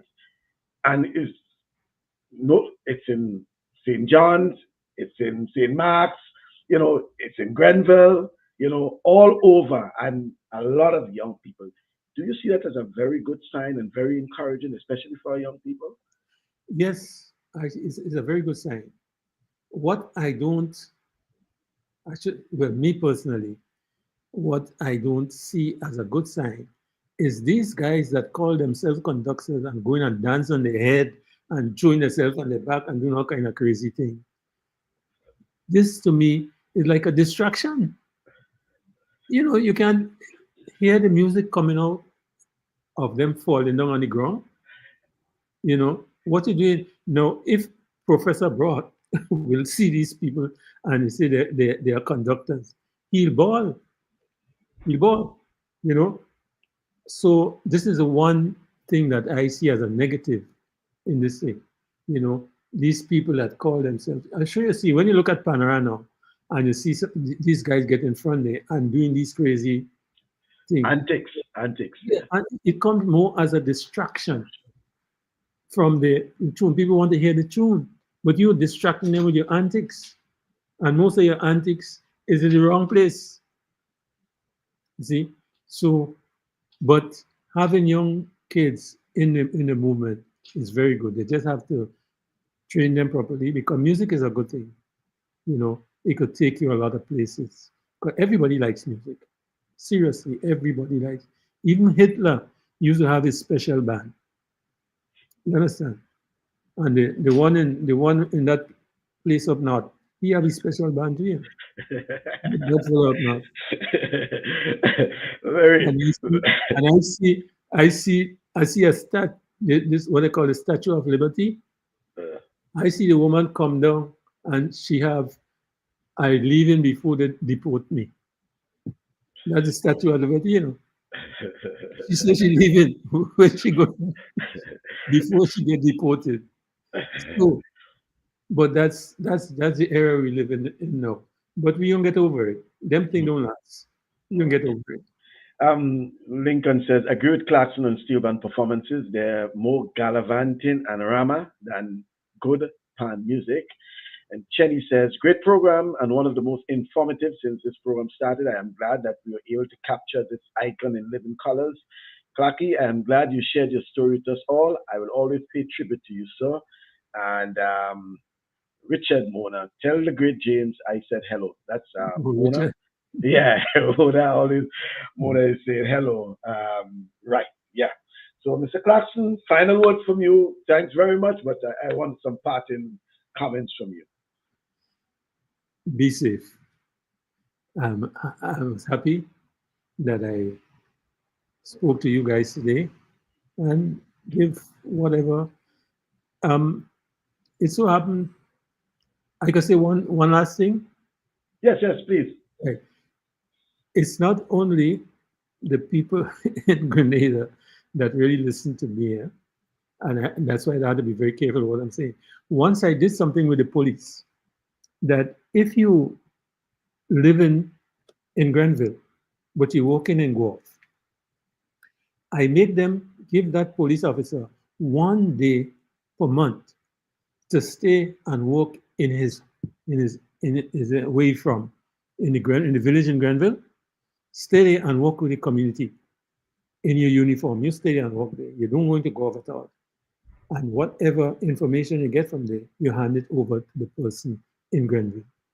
And they sent somebody from the State Department to Grenada to see how that working. And they brought me to the State Department and put me in charge of the terrorism in the region for about a month. I was there with the secretary and everything and set up and did everything. So they listen, right? But that was, I'm very thankful that I had an opportunity to speak to you guys today. And hopefully the little I could share is things that I grew up with and were able to accumulate. At least I share with you the good times. The bad times could leave for another 2 programs, but we get the good times. Because don't believe it was all glory. Right? Because I grew up in Montreal. And Montreal, if you're a young man in Montreal, the bad times must come. Montreal is French. Certainly. They teach me the bad words first in French. In French. So I had to follow the path. But that's another thing. And when I got to Toronto, I was free. You know, I had a big band in Toronto, and I was fluid. But Um, I'm happy to have met you all guys and speak you all early. Von Phillips said, James Clarkson rocks. I agree with Toro. Time for the honorary degree. Interesting discussion, Michael. Deeply interesting. And Mona says, I sorry I came in late. I'm going to go back and look at the program so you can look at the replay, both on it's on Facebook, it's on YouTube, social media. And Toro says, Clarkson, be careful what the fella up north listening, you might not get along. No, let me tell you something. Listen, I used to live in the States, yeah? Uh, At least a couple of my children born in the States. And one day I said to my wife, look, let's go back to Grenada. And I took this green card, what I had, everything. And I went straight in. When I got to Puerto Rico, I went into the office there and I said, look, I don't want this. I don't need this. Because at them time, if you have a green card, you must be in the States every year and this and that. I don't need that. I don't need that. The guy watched at me as though I was thieving something. He said, "You're serious?" I said, "No, yeah, I don't want it. I don't want it. You can keep that." And I left it there with him.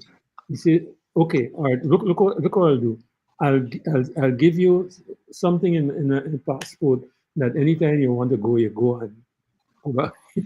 You know. I said, I don't need that, and they were shocked. So if I had to tell you something, I don't need a visa. I gave them that more than 30 years ago. I don't need a visa. Yes, the good thing is yes, that you left in yes. good So faith. the man is very happy at home. Okay, please leave the Greens man where he at. If the woman in the Statue of Liberty leaving, why should I go? She want to Want to go go back back to to France? France. To France, yeah, yeah. The best neighbor that man have is up to the north, and Is he us. a lot of space. Is us. Yes. No, that's Yeah. crazy, man. Yeah. Mhm. Yeah.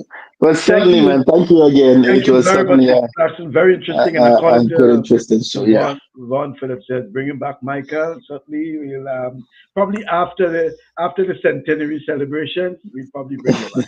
Yeah. The one thing though, that anytime I had when I was performing in Montreal, you know, and we had this big, and they probably heard about exponents of steel and brass. The exponent, that was my band, and it was a big name in Canada, Montreal, Yeah. right? Because I was playing the trumpet and the brass and thing. And anytime I play for you and you want me to come back, then I double the price. So you could tell him that. So he could know where I'm coming from. Like you didn't know what to say. If you want me to come back, you have to double the price. Oh yeah, I just You caught just on to get it it. now. Right. Yeah. That is I how I just get you. I just get you. how I that is how I used to hit the groups. You know, when they take the getaway, I pass the day before. So when they see me the next day, they know they're getting locked up. Yeah. Yeah. It is good. Next time, Clapton has to talk about the fellas that participated in the Sir George Williams University riot Oh in yeah, Montreal. oh yeah. Because I used to come from the school and look up at them. They used to have them hanging over the window. I used to be so thing, you know. They used to have these guys hanging over the window half naked outside cold like hell. That's But in they have Montreal. in Montreal.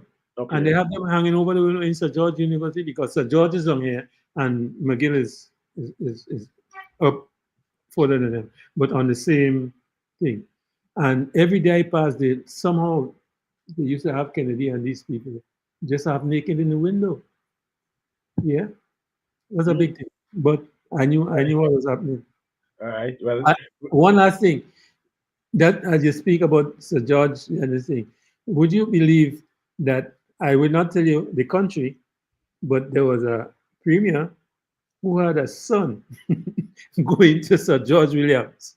And because they had them fellas in that university on the manners, he used to have a big coat in winter In those days, when you buy some groceries in the thing, the people used to put it on the outside for the people to come and collect.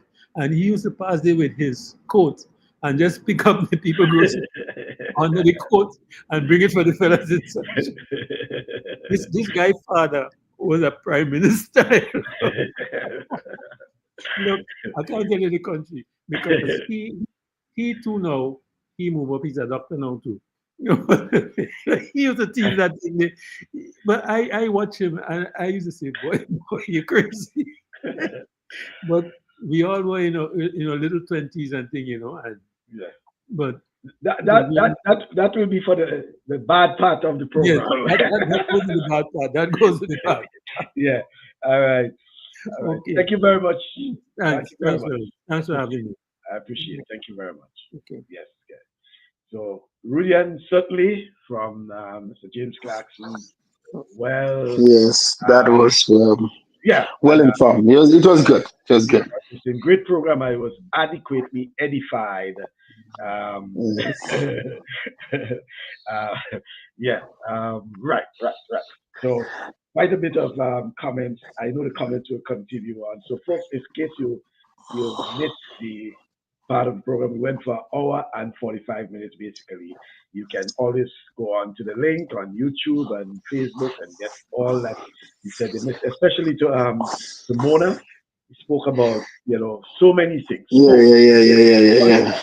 Especially the pan, law And fine, enforcement, yeah. mentorship, and certainly. But Rudy and he made an interesting point in terms of him probably being used Yeah. as a mentor, A mentor. not just for the police force, but even at the schools. We having a lot of, Schools. we have been having a lot of Schools and communities. Schools and communities. we have been having a lot of problems with the guys. In fact, now I saw the police put out a release a few days ago about the school boys gambling, for example, in the Tantine area, right? Yeah. They've been a little more proactive now by having officers there. But how do you ensure that you get people to speak to the guys at school and even in the communities? We have a lot of community centers now. Get to speak to them, talk to them about And values. those are the things, Michael. That's why we spoke about our former athlete who represent Grenada. Utilize them, especially those that are in Grenada. Utilize them. Let them go out and speak about the discipline it takes for them to make a national team. The discipline it takes for them to, how they stay positive. Because if you have a negative aspect about you, you're not going to be in a national team. You're not much people who have something negative. So how do you do that? So certainly it'll be something good to see utilizing this. So. Because you made the point earlier in terms of sharing the experiences of them from back then. Yes, a lot of things have changed, but you ask yourself how these guys were able to maintain that level of discipline with nothing. With nothing. I was about to say nothing. With right? nothing. Nothing. Yeah. Now you have everything. Everything. Technology, money, everything. Michael, I remember, and I'm just yesterday. You long before me. I'm just coming up there yesterday. We used to take 2 paint can, put cement in it. That's our weights. Right. That's what we used to do. We used to get big stones, proper stones for shot put. We used to get bamboo, the thin ones for javelin. These are the things that we did. Today they have those. They don't need those things. They have a gym. Today. They have the gym. They have the shot put. They have hurdles. We never have those things.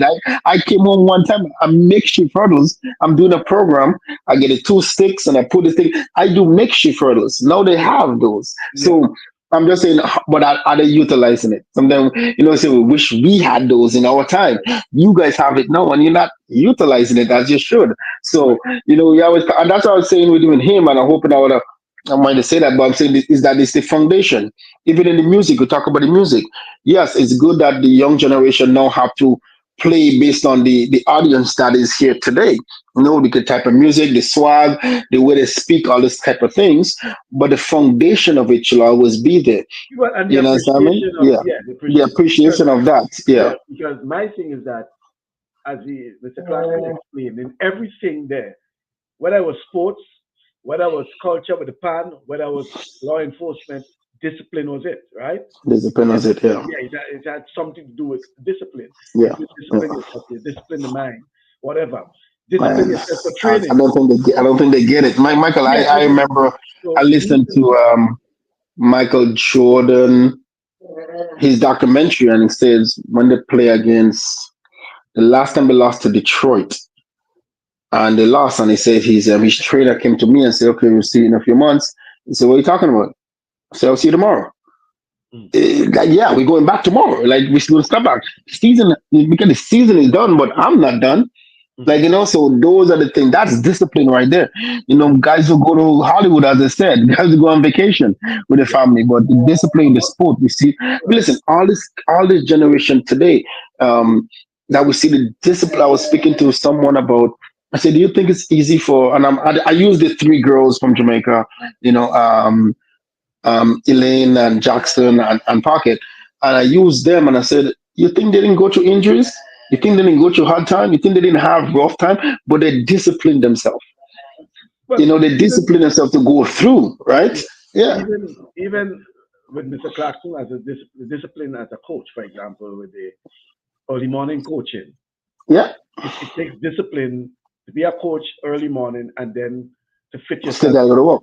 a Yeah. regular schedule in terms of work. Regular schedule. So many Work. Yeah. people may want to do that, you understand, and things like Yeah. that.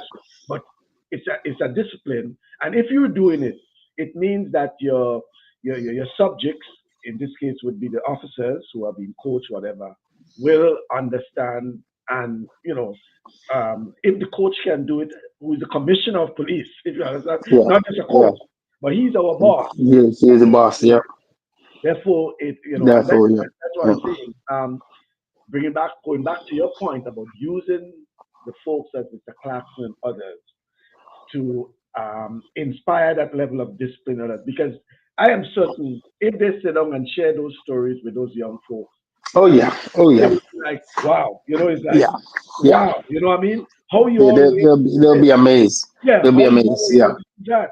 And Yeah. Yeah. as we always say, and people always say, before Kirani James and Aline Francis and his Arabians and all these others, there were people like the Clarkson and the Harbin and all these. Yeah. But the question is, they never had the opportunity as they have it now, right? But the fact is, they were able to excel in their own way, right? In their own way, and that And never changed. And yeah, yeah. and you're asking yourself, but these guys turned out to be outstanding individuals in society, Yeah. academics, sports, whatever, and not just one. They were footballers, they were coaches, Footballers, they cricket, were yeah, there was playing. everything. Yeah. By the way, Yeah. playing pan is not an easy thing, eh? Yeah, that's what I'm It's saying. not. It's not an No, easy it's thing. not. So then, It's how was not. you able to play pan, still study, still play football? All these sort of things. I mean, I Yeah. don't know, but Yeah. kudos to these guys. No, no, Kudos. definitely. It's not easy. And then some of them have two trainings a day, three trainings a day. Like, Yeah, they constantly go and they constantly, working their body. And you see now nowadays, kids just want to practice one time and that's it for the day. That's it, they're done. Some of they can't even last a good hour and they're done. yeah. So It goes back to the discipline, right? go back to that again. So yeah. If you're serious about discipline, yes. So finally, let's say congratulations. Thank you, Kyron, to Panola College. They won the region Yes, they won the championship originals last last week. week. Yeah. And our Grenadian Enel St. Bernard and Akinde Redhead, they are now part of history as this was Panola's first conference championship in program history. They are both now in Hutchinson, Kansas for the NJCAA Division One Men's Championship, which begins today. We wish them well on their journey to win the national tournament. Right? Thank you very much. Thank you very much. Thank you very much, folks. All those No, who suddenly, we have to give kudos to our before we go to our boys. 5-0 is not too oh, you bad. mean Um, on champions like that? Yes, for sure. 5-0 is not too bad. And like I said, it's an opportunity. And then I didn't get to see the game. I just I saw the results, I but went to the game. it will be nice to know what was the outcome? Even though they lose, what a different style of playing? Did they play different? Do you see a different way that they play from before? Did that level of team they playing change them? Well, That would I have been didn't. something I would have didn't. been yeah, The commentary was in Russian, by the way. I looked at the yeah, game, by the way. The commentary was in yeah, Russian. And unfortunately, they didn't have an interview with. yeah. They had an interview with the Russian guy because apparently it could have been a goodbye. It could have been. I still have to ask someone if they can translate whether it was a farewell to a Russian player because they were featuring him a lot.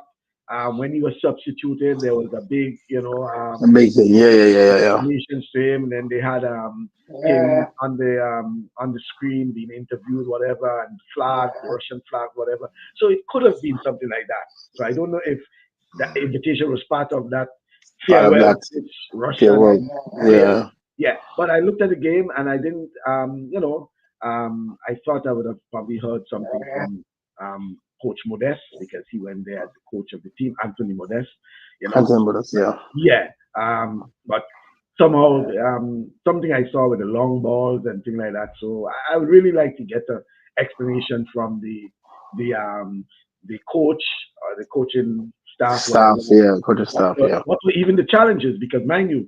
all the players were wearing gloves because at this time it's It very was cold. It was cold. very Yeah, it cold in was Russia. cold.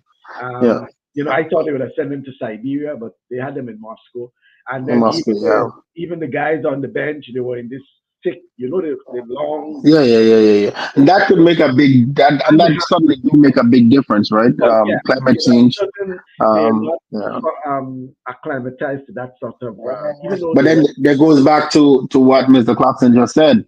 Training you in time is for that. Meaning that them guys should have been probably doing practice at 1 o'clock in the morning to well, acclimatize. I'm just saying, I'm just no, no, but using his comment what no, he but just said, an right? important Yeah, point. But remember, yeah, when from the time the announcement was made of Grenada GFA accepting the invitation to the game, it was probably a matter of probably a week or week and a half. so yeah, they didn't have the time. So, Yeah, yeah. and then you have to look at them traveling to Moscow, how much time they had to get the Had team, because I think there were one or two players outside of Grenada. Yeah, they didn't get yeah, the full strength team, you know, to get them to play against a team in Russia that is accustomed to that type of type of condition. yeah Yeah. condition. Yeah, yeah, yeah. So a lot of things that Yeah. they But probably it's could good. have. Like I said, it was good to see our national flag played, Yeah. and that was really nice to see. As you know, our flag is extremely standout and it's beautiful. That was certainly really nice to see. Our national anthem was playing. That is certainly a good thing. In spite of what some may feel that they shouldn't play. Da. Listen, But no, our no, no, no. flag. No, Yeah, Rulian, it's not that they yeah. shouldn't play. The No, no, no. issue is I know. what Yeah. were the conditions for What Grenada was the to accept, condition for why Grenada to accept? others, Yeah, others didn't accept it. didn't accept it. Yeah, yeah. Yes. I mean, in fairness, it could have been something that the GSA could say, based on this, we think it was the best It was the decision, best right? decision. To just say, There was something beneficial in it for us. yeah, Something right, whatever it is. And that's what we talk about transparency. And yeah, that's yeah. it's what really I say that every time. It's hurting the sport because now you have us here spilling Yeah. information that it could be the wrong stuff. It could be, but as we said, we always say we don't have the full information, so we're just speaking based from our own Based on what feelings and thoughts. we Yeah, were not we were not given full judgment, giving yeah, them the benefit of the doubt, and ultimately we were all happy to see, as you say, whenever our flag is raised, our anthem is played, we feel proud about that. feel All we proud about wanted it to know was what were the conditions in terms of in accepting, terms of because yeah, it's not just Russia as Russia before. It's Russia yeah, as Russia now. So what are the implications? Whatever it is, I mean, you can ultimately it could be nothing at all, right? yeah, yeah. Was it FIFA approved, FIFA sanctioned, whatever it is like that, right? Finally, Rudian, a new IOC chief, first Yes, African, first woman. We want to say congratulations. Hopefully, it could be a new turning point. new There turning is point. one other thing that I saw. that was making the rounds in the news today that could be a bit concerned in terms of the United States hosting international sporting events. I I think, saw that too. yes, Yeah. next year, 2026. Because it could be a challenge with visas from Well, a yes. lot of these countries that they are putting blocks on. Well, not just, we have 2026 World Cup, And then we have and 2028 then Olympics. 2028 Olympics. Yeah. And with all that's happening there, that has been making the rounds in this international sports today, from last evening today, with all these things, how that will have Affect. implications and Yeah. Yeah. have effect, because some countries obviously will probably start talking about a boycott and whatever Yeah. things like that. So Yeah. if they, That might be in there. Yeah. that's all with all the trade wars going on, and Because individual people need to get visas to come and visit the stuff and to come and see and to support. And that's how you make a buck. That's how yeah, you well, make the money. That's how you not just the yeah. spectators, but even the players. Because if you put The blocks players. Yeah. in certain countries, then the country will say, "Hey, such and such, we that's it." Yeah. We're And not. you make it difficult where you put you in a position where it's really going to be tricky because you may not be only able to play in Mexico or only to play in Canada. You may end up have to travel to the US and play semifinals. All of this stuff might be so you can't say, okay, well, they only played in Canada, so then Yeah. that's okay. But no, that may not be that way because if they move on, it might be played in the US. So that could be yeah. All right then. So thank you very much, Rudian. And certainly we'll talk during the week. I do have a trap meet next week. We'll talk. I can step out from the trap meet and we can discuss and have a talk. Depends on what we do next week and who we have on. So certainly let us correspond during the week. Yeah. All right. All right. Thanks again. Yeah, no problem. I know she's African, the new IOC, and she's not black. Yes. She's actually from Zimbabwe. From Zimbabwe. Yeah. It's the white Zimbabwe. The white African. the African side. Whether you're black or The white, black or white is Africa. yeah. She's also South Africa. But I do understand what he's saying. But yeah, he has a point. Yeah. All right, have a good one. Thank you very much. Yeah. All right. Right. So that's Rudian Sylvan, my co-host in Toronto. Thank you very much, Rudian. Thank you, Mr. James Clarkson. Thank you to all those who participated in our very interesting program, 2 hours of discussion with Mr. James Clarkson. And certainly thorough. I think it's something that we should push for Mr. Clarkson. Some honorary recognition for Mr. Clarkson and his contribution, not just to sports culture, but also to public life, because he gave a sort of chronology of his involvement in public life as a civil servant, and I didn't even realize that Mr. Clarkson was so much involved in all these things, in foreign affairs and all these sort of things. Very interesting indeed, and I think it's time that we give Mr. Clarkson what's due to him when he's alive. Okay. Thank you very much, folks, and thank you to all those who made our program a success. And looking forward to you come next weekend, God's willing. Most likely, we'll be talking intercall. We'll have those big wigs that'll be coming talking intercall next weekend. Thank you very much, folks. I want to thank all those who made our program possible, as usual, and looking forward to your company next week, God's willing. Until then, I do want to wish you a pleasant weekend.